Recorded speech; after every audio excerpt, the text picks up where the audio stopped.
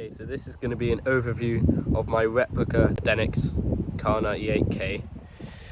I've done a lot of work on it since I bought it, and I just wanted to show you the modifications you can do, anyone can do.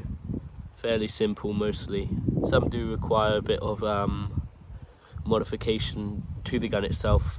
Don't modify original parts obviously, but yeah, I'm just gonna run through what I did. So right away when I got it, it came in this very orangey kind of colour wood, and the steel and the zinc was pretty weird looking. It looked almost painted. I don't think it was properly blued. I'm not sure, but it just didn't look nice. So I disassembled it. I stripped the wood from the metal. It should be in the real rifle, this is one piece, these two, they connect. But in this, these are separate, and the handguard is obviously separate. But it doesn't really make much difference to me. So what I did, I took the wood furniture off, I sanded all of the wood down, I sanded this down because this was never blued anyway, the takedown, I don't really know what you call that piece exactly, but like a hole for when you're taking down a bolt on the real thing. It's not necessary here because obviously you don't have a spring and stuff, but and then this I basically sanded all the way down as well. So I sanded all the wood down and the takedown piece, and I restained it with walnut stain, that's what it's called. I mean, the original ones were often made of walnut, and it looks a lot nicer to me, personally, darker. You can see in there, I don't know if you can really see on camera what it was like, but it's not very nice to me personally. Some people like to keep it, but that's just how I felt. Then I went ahead, once I had all of the metal parts taken off, I took the bolt out of the receiver, took the butt plate off, as many pieces as I could take off basically, sanded them flat down to their like raw finish, and re-cold blued them. I forgot what company the cold bluing's from, but it doesn't really matter. Well, at least I don't think it matters. I just got some random cold bluing from a gun, for guns, and it looks way nicer to me now personally. It's got a bit of a bluey tint to it, which is nice. And then I started doing stuff like replacing a couple bits of the hardware. So it came with some random barrel band, which didn't exist, it's just Denix had made it. I don't know, I guess they just thought of it, just made one random up. But this is an original I bought at an event. I like this a lot. This is from the Second World War. I don't exactly know what type it is, I should find out, but I like it. It's nicer than the one they had.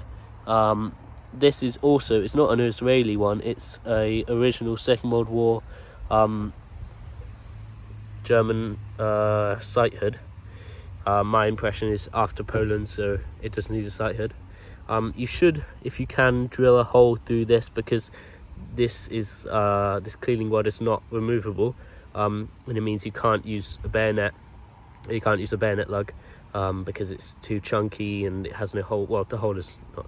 Well, yeah, you know what I mean. So you should modify that if you can, but I just haven't yet.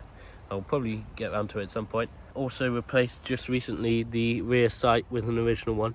That did require a bit of modification to the like, I don't really know what you call this, but like the piece underneath the sight, this like lug that it fits into. It did require a bit of sanding. I made some notches with a file, but it looks nice. I think it's way nicer now. It actually adjusts, because the original one's just molded. It doesn't adjust to anything. And the little, they've just stamped or molded, sorry, the like button to slide it along, and it's on the wrong side, so I prefer that for sure. I then went ahead and painted the inside of the bolt, because it is just wood down there, but I painted it dark grey, and then you can't really tell that, well, if you look at it that angle you can, but you can't really tell that it's wood when you look straight down, which is nice. One thing is the piece for the stripper clip to fit into actually doesn't fit a stripper clip. I mean, a round won't chamber or go in here anyway, but that's just I guess another thing about it. I thread locked this a bit. I thread locked this to take apart the bolt a bit because it was just super loose. This safety catch is still loose, so I can't really find a way to fix it down a little bit, but whatever, I'll just make it a bit stiffer. I went ahead and stamped some markings into the receiver. So this is the factory and this is the date. That is just an upside down P. That's all these numbers are from an actual stamp. But it didn't have any lowercase letters in the one I bought, so I just scratched them in myself. And in the ones I've seen, a lot of reference pictures, they have some weird white substance on the inside of them. I don't know if it's chalk or paint or whatever, but I just put some paint on the inside just to make it look like that, and it stands out nicer, so works for me. I don't have any Waffen-Amps on it anywhere, or Weimar Eagles, because I don't have the money for a stamp for one of them, and they're too fine to really scratch in. I put my laundry number just in white paint on the stock. What else is there? I have a replica sling coming in the mail. Should be fine probably. It's not the best quality, but it's probably alright. But I think that's basically all. It does have a Denix made in Spain stamp under the bow on the bayonet lug, but I mean, whatever, I could fill it in at some point if I wanted to, but it's alright. It's not going to look perfect anyway, but I do like it. This is an original stripper clip with some I don't know exactly when they're from, but a guy just gave me these 5 rounds. I think they're just some modern ones made to be deactivated, maybe for the MG3 or something. But yeah,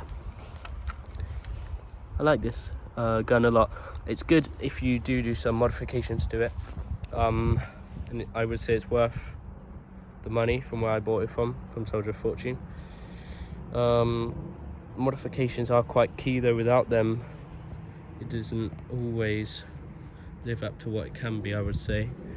It's also an easy gateway for people who can't own firearms or DX,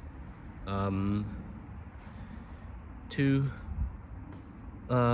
get a realistic interpretation for reenacting and stuff.